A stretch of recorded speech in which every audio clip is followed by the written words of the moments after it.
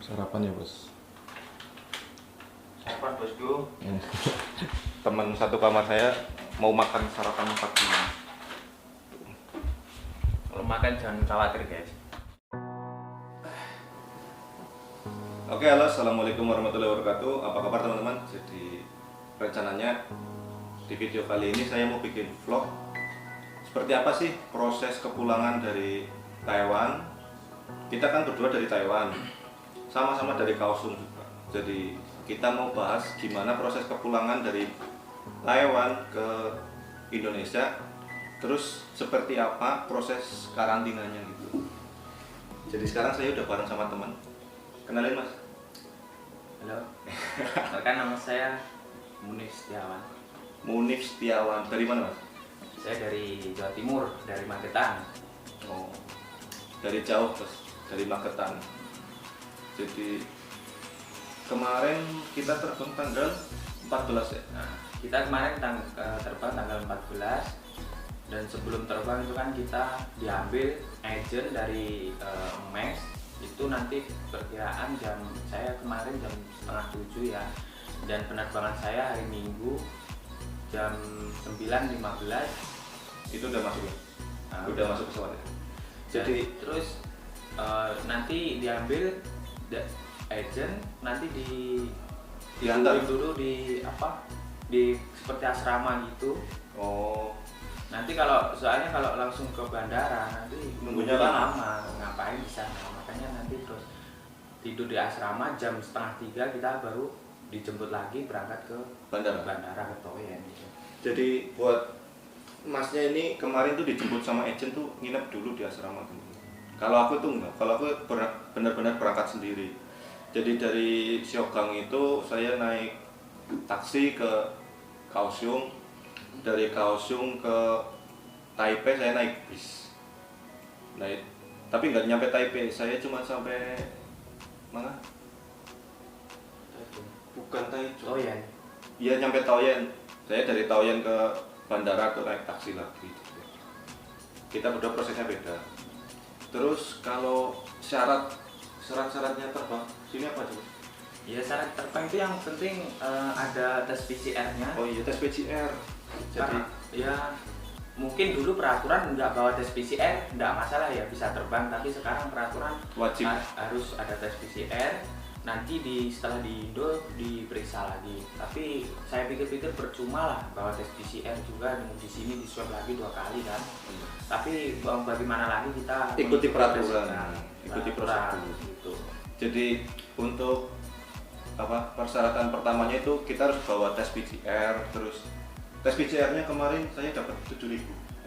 Tapi Ya, berapa? sama lah. Berarti kalau kisaran tes PCR-nya itu 7.000 ya. Itu beda agent, beda loh ya. Iya. Mungkin saya tes PCR 7.000 itu sudah ongkos penjemputan Oh. ke agent. Jadi cuma tes PCR-nya aja cuma sekitar 5.500. Jadi saya 7.000 itu ya terima bersih 7.000. Terus kalau harga tiket pesawatnya sekarang udah mahal bos. Jadi saya kemarin kena dapat 15.000 itu masih mending. Karena saya dapat dari agent itu dikasih harganya dari agent itu 18.200. Emang nggak beli sendiri? Saya ambil dari Mbok Cikra Oh, 15.000. Kalau dari agent 18.200. nggak sama ya. Agent saya cuma 14.600 dari agent saya. Ya tergantung, beda agent beda semua. Gitu. Tempatku tuh mahal, makanya kenapa saya pulang sendiri. Jadi syarat yang pertama pasti tiket mahal, terus harus ada tes PCR. Kalau tes PCR sekarang udah 7.000, tiketnya 15.000. Jadi itu pengeluaran udah banyak. Terus begitu sampai Indonesia, kita itu dikumpulin jadi satu tempat ya bos. Ya. Dikumpulin jadi satu pesawat yang turun di satu bandara, satu pintu, kita dikumpulin satu lokasi. Jadi itu digiring gitu.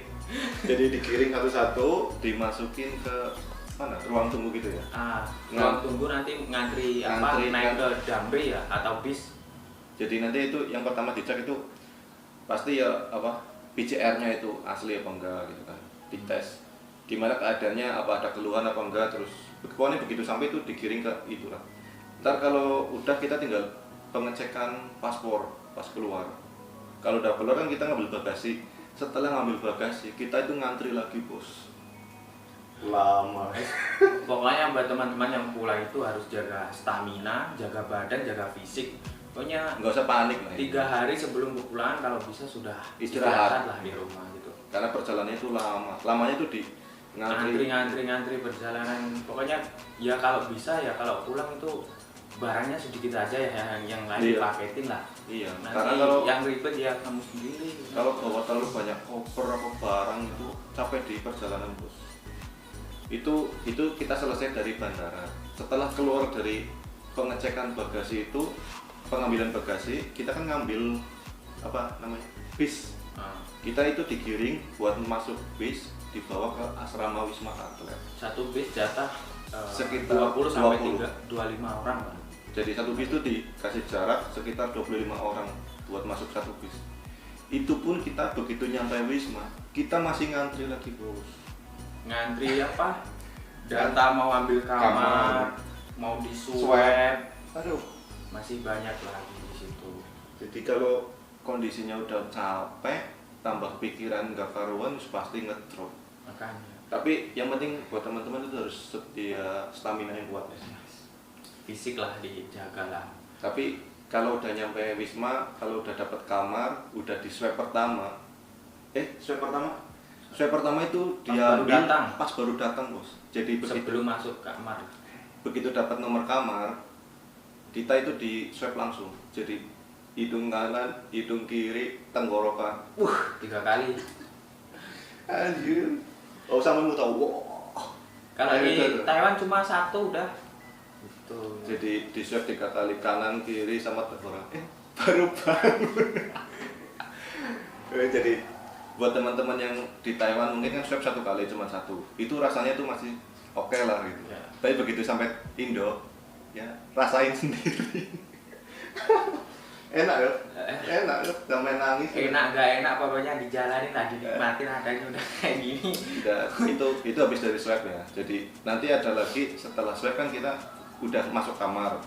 Pokoknya buat teman-teman yang belum makan dari perjalanan jauh tuh, dari bandara, dari pesawat. Karena di pesawat sekarang nggak dapat nasi, Cuma snack aja lah. snack sama roti. Ya itu pun kalau enak. Itu saya 2 hari nggak makan dari Thailand anjir. Di apa penampungan agent itu loh nggak dikasih makan, kita dikunci di kamar nggak bisa keluar. Anjir. Di penjara ya. Penjara. Jadi- Kayaknya pokoknya dari rumah stamina harus. Jadi pokoknya kalau yang pulang stamina yang penting harus fit. Karena di pesawat sekarang itu nggak dapat nasi. Teman-teman itu cuma dikasih snack, air mineral sama ada salad kacang gitu lah. Itu Wah, nggak enak lah. nggak enak lah pokoknya. Jadi kalau yang nggak suka makan gitu ya pasti nggak masuk. Ntar yang beratnya lagi kalau udah mulai ngantri di bandara Soekarno Hatta. Gitu. Bawa roti nggak apa-apa lah ya. Bawa Jadi roti. kalau bisa bawa bekal teman-teman. Jadi roti itu dimasukin ke koper, kalau nggak ke tas itu nggak apa-apa. bawa naik nggak apa-apa. Ke bawah, karena nanti di bandara kita itu ngantrinya lama. Jadi kalau nggak makan lemes. Kemarin aja aku udah lemes bos. Udah lemes karena nggak bawa makannya sedikit di pesawat. Kebetulan ada ibu-ibu kasih sedikit Roti cemilan. lah, ya. Jadi bisa ada tenaganya sedikit. Ganjel perut lah. Itu kan tadi udah lewat dari swab pertama, dapat kamar. Lepas dapat kamar, kita ya udah masuk istirahat. Terus fasilitasnya itu udah enak bos. Ada AC, kamar mandi dalam, Hmm. makan dijamin 3 kali sama snack. Hmm. Mungkin kalau makanan ya Bebas. banyak yang apa lebih Lebih, lah. jadi Nanti kalau kalau kurang, kalian Nambah lagi sebenarnya. kalau nambah lagi bisa lah. Karena setiap jamnya kan pagi. Kadang itu pagi nggak habis bos. Ntar keburu siang makan tuh datang lagi, yang pagi tuh pasti kebuang. Jadi buat teman-teman yang mau datang karantina, Jangan khawatir. nggak usah takut lah. Karantinanya tuh enak. Ya, kan kalau kita biasa di Thailand pakai internet yang apa? Yang yang cepat. sudah unlimited, bebas mau nonton ini nonton itu. Cuman tidak sekarang bisa. yang jadi ini internetnya tuh lambat. Lemot lah. Bosnya baru bangun tuh. Ada sih wifi itu tapi cuma Jadi- nyala aja nggak bisa jadi- koneksi. Biar enak mending dibahas sambil jalan aja, kasih lihat ruangannya seperti apa. Oke. Siap? Oke bos, kita kasih lihat ke teman-teman ruangan di asramanya seperti apa. Jadi ini ruang tamunya, ada 2 sofa. Cuman ini kalau semua barang yang ada di dalam kamar ini udah didata ya. Udah didata dari pihak panitia sini. Jadi buat teman-teman yang mau masuk sini tuh nggak boleh sembarangan. Jadi alat-alat yang di sini tuh harus dijaga. Nggak boleh dirusak. Ngapain tuh mas? Nggak apa-apa. Jadi ini ada 2 sofa di ruang tamu, terus free wifi juga bos tuh. Jadi cuman kalau wifi-nya tuh nggak usah diharapkan maksimal ya. Ini lelet banget tuh. Terus kamar mandi dalam tuh. Kamar mandinya dalam. Bagus lah. Jadi buat beristirahat 5 hari enak tuh. Kasih lihat kamarnya bos. Nggak apa-apa berantakan. Kamar cowok coy. Kamar cowok coy. Jadi ini kamar yang silau. Ini baru bangun jadi belum sempat ngerapiin. Ini sekarang udah jam 10 tapi baru bangun. Udah ngapain kegiatan cuma makan sama tidur ya, nggak bisa. Jadi ini yang jadi kamar yang besar tuh dikasih almari besar. Enak bos, tinggal makan tidur, AC, full AC. Kalau saya satu ruangan satu loh ya. iya, saya itu dapatnya kamar yang kecil jadi 1 kasur, sama juga dapat AC. Tuh, lemari juga ada. Jadi nyaman. Kalau bangun tidur tinggal lihat pemandangan luar tuh. Mantap. Itu tower asrama juga. Itu nggak tahu Wisma Atlet tower berapa. Kalau ini saya di tower 8 bos tuh. Seperti biasa kalau di bawah juga banyak yang keluar buat cari udara segar, ngerokok atau lari pagi. Kalau yang di bagian sana tuh, kalau teman-teman lihat, itu dari keluarga yang mau jemput yang udah selesai karantina. Jadi kalau yang udah selesai karantina bisa dijemput keluarga, cuman keluarga harus di swab dulu di sana bos. Udah gitu. Terus kita kasih lihat apa sih, ruang jemurnya tuh. Jadi buat mandi juga komplit bos, ada water heaternya, air panas air dingin sedia ready. Di sini panas bos. Ini sebenarnya dapur loh. Sebenarnya ini dapur, cuman karena nggak ada yang masak, jadi dipakai buat jemur baju. Jadi ya,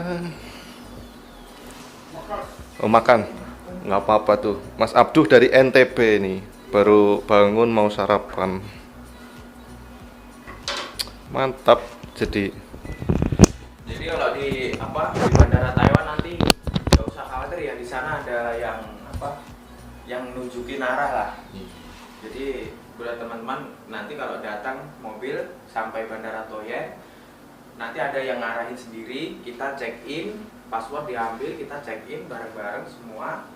Nanti setelah itu kita kumpul jadi satu, ada bagian tiket yang bagiin ke kita. Jadi ada penunjuk arahnya, seperti Mbak Cikra itu kan dia membantu kita untuk jalan gitu. Dari tiket, pembelian tiket, sampai diantar, sampai kita masuk ke ruang penunggu saat itu. Jadi buat teman-teman nggak usah khawatir ya. Ini untung lah kalau ada pas lagi pandemi ini kita agak enak ya cari jalan. Jadi nggak terlalu banyak orang. Jadi buat teman-teman yang mau pulang nggak usah khawatir, karena di karantina pun bisa gemuk teman-teman. Makan itu dijamin. Ya ini apa ketawa? Jadi yang berangkat berangkat dari Taiwan tuh masih bebannya ringan ya. Terus begitu sampai Indo itu ada proses 5 hari buat teman-teman. Dari sarapan, makan siang, makan malam. Jadi nggak usah khawatir. Terus kalau untuk swab keduanya itu kalau nggak salah hari keempat. Jadi hari keempat kita di karantina itu nanti ada pihak medis yang datang ke kamar masing-masing, terus nanti kita di swab di kamar. Ntar setelah hari kelimanya biasanya kita disuruh balik bos. Kalau hasil swab keduanya udah negatif, kita disuruh pulang. Jadi buat teman-teman yang belum pulang, nggak apa-apa pulang bos, di karantina enak kok. Yang jadi masalah cuma satu, internetnya lelet, jadi nggak usah dibikin pusing. Kalau makan 3 kali sehari, makanannya itu ganti-ganti dari pagi, siang, malam. Terus kalau jam 8 malam kita dapat snack kalau nggak salah. Bukan jam 8 apa jam 9 itulah kita dapat snack. Bisa dia itu untuk pengambilan nasinya itu diambilnya di depan lift masing-masing lantai. Saya di lantai 8 lantai 7 tower 8. Jadi kalau ngambil nasi di lift lantai 7. Jadi ya itulah uraian singkat saya di karantina. Setiap harinya selama 4 hari ya makan tidur makan tidur sampai gemuk, nanti 5 hari pulang. Jadi buat teman-teman yang belum pulang sampai datang di Indonesia, semoga perjalanannya menyenangkan. Ya maaf ya kalau videonya nggak pro karena saya masih belajar. Terima kasih buat teman-teman yang udah nonton.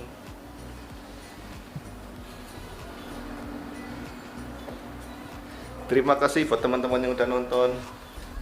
Assalamualaikum warahmatullahi wabarakatuh. Salam dari NTB. Bye bye.